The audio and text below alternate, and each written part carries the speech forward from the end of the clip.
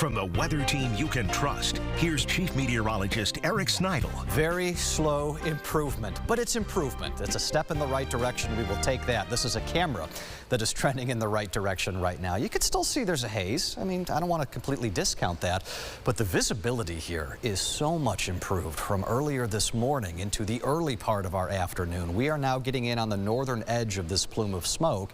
We're going to get out of it for a time early tomorrow and then unfortunately get right back in it after that. But even a little window is better than nothing. 82 your current temperature, northwest wind at 12 miles per hour, no impact on the heat index. It is warm but not oppressively hot. Latest AQI number, our air quality index, the bigger the number, the worse the air quality. Rochester is now at 189. You think that's bad? I mean, I was trying to rack my brain for the last time I saw numbers like this. In Toledo, Ohio, it is 761.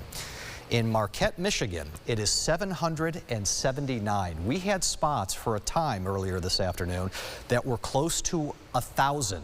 The start of the hazard range, the highest on this map that they've got, starts at 301. And we had spots that were almost in 4 digits. I can't even grasp what that was even looking like or what that was like to breathe, considering this is what it looks like at being under 200. And what it looks like is still obviously far from ideal at this point, but it is going to continue to improve into the evening and through early tomorrow. Why?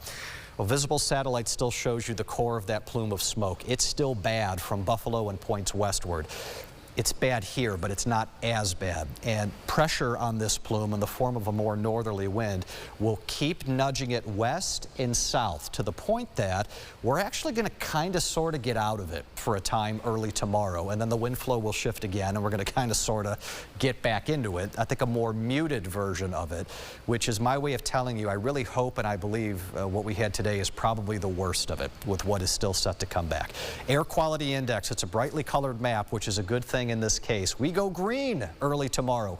Good air quality. And then green goes yellow and orange and maybe some red again, which is borderline unhealthy air. That could linger into very early Saturday morning.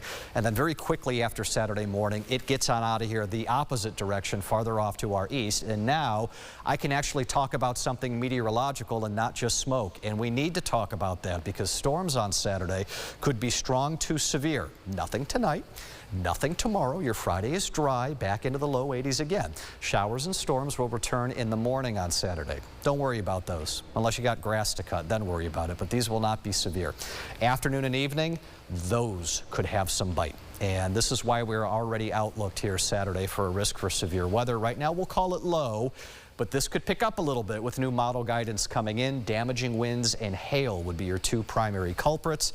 Rain and lightning have nothing to do with severe weather, but it has everything to do with if you've got outdoor plans, and those will absolutely have both of those. Sunday looks much better. So